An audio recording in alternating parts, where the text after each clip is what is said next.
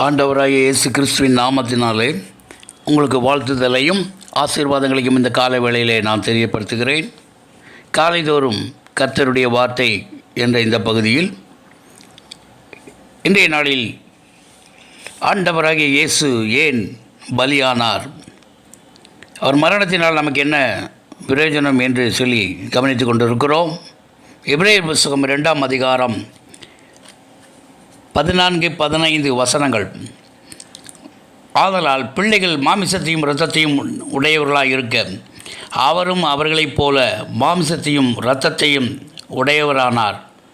மரணத்துக்கு அதிகாரியாகிய பிசாசானவனை தமது மரணத்தினாலே அழிக்கும்படிக்கும், ஜீவகாலமெல்லாம் மரண பயத்தினாலே அடிமைத்தனத்துக்கு உள்ளானவர்கள் யாவரையும் விடுதலை பண்ணும்படியாகவும் அப்படியானார்.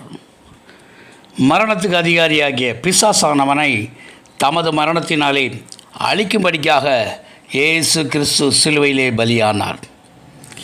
பாவி வெற்றி பெற்றால் பாவம் தோல்வியடையும், பாவி தோல்வியடைந்தால் பாவம் வெற்றி பெறும்.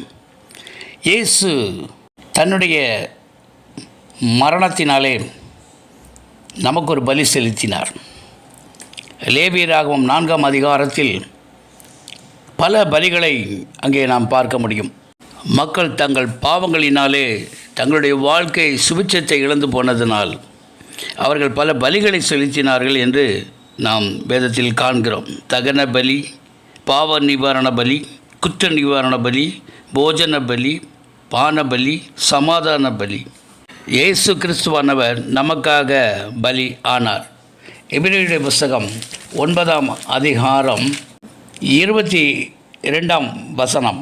நியாயப்பிரமாணத்தின்படி கொஞ்சம் குறைய எல்லாம் இரத்தத்தினாலே சுத்திகரிக்கப்படும். இரத்தம் சிந்துதல் இல்லாமல் மன்னிப்பு உண்டாகாது. நாம் நம்முடைய பாவத்தினாலே நாம் அசுத்தமான வாழ்க்கைக்குள்ளே வாழ்கிறதுனாலே பரிசுத்த தேவன் வாழ்கிற இடத்துல போக முடியாத ஒரு சூழ்நிலை. இது நீக்கும்படியாக இயேசு வந்து இந்த மரணத்துக்கு அதிகாரியான பிசாசானவனை தமது மரணத்தினாலே அழிக்கும்படிக்கு பூமிக்கு இறங்கி வந்தார். இயேசு பலியானார், இரத்தம் சிந்தினார். அந்த இரத்தத்தினாலே பாவ மன்னிப்பாகி மீட்பு நமக்கு உண்டாயிற்று.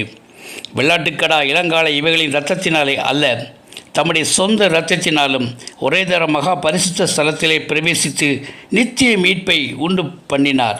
அது எப்படி எனில், காளை, வெள்ளாட்டுக்கடா இவைகளின் இரத்தமும் தீட்டுப்பட்டவர்கள் மேலே தெளிக்கப்பட்ட கடாரியின் சாம்பலும் சரீர சுத்திகரிப்பு உண்டாக்கும்படி பரிசுத்தப்படுத்துமானால், நித்திய ஆவியினாலே தம்மைத்தாமே பழுதற்ற பலியாக தேவனுக்கு ஒப்புக் கொடுத்த கிறிஸ்துவனுடைய இரத்தம் ஜீவனுள்ள தேவனுக்கு ஊழியம் செய்வதற்கு உங்கள் மனசாட்சியை செத்த கிரிகளற சுத்திகரிப்பது எவ்வளவு நிச்சயம் என்று சொல்லி எபிரேயர் 9:12 முதல் 14 வரைக்குமான வசனங்கள் நமக்கு ஞாபகப்படுத்துகிறது.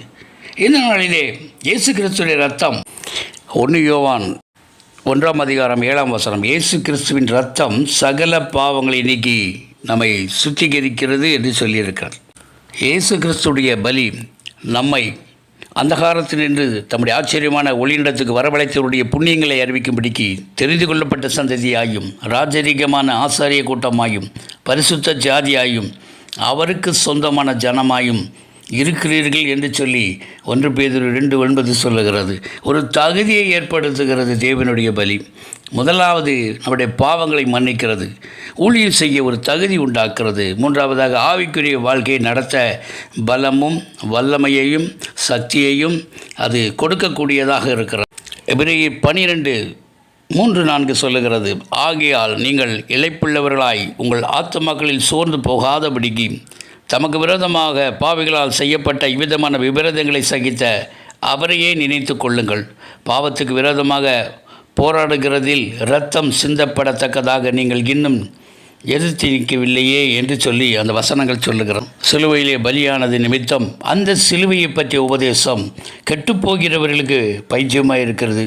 ரட்சிக்கப்படுகிற நமக்கோ அது தேவ பலனாக இருக்கிறது என்று சொல்லி 1 கொரிந்தியர் 1ஆம் அதிகாரத்தில் 18ஆம் வசனம் நமக்கு ஞாபகப்படுத்துகிறது. இன்றைக்கு நமக்காக பலியான கிறிஸ்துவானவர் நம்முடைய பாவங்களை மன்னிக்க முடியாத சிலுவையை ஏற்றுக்கொண்டவர் பலியானார், இரத்தம் சிந்தினார்.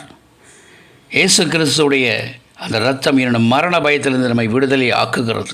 பிசாசானவன் கொண்டு வருகிற அந்த மரணத்திலிருந்து நம்மை முற்றிலும் விலைக்கு ஜீவகாலம் எல்லாம் மரண பயத்தில் இனி நாம் இருக்க வேண்டியது அவசியமில்லை என்பதை சொல்லி ஆண்டவர் நமக்கு ஒரு நல்ல விடுதலையை தந்திருக்கிறார்.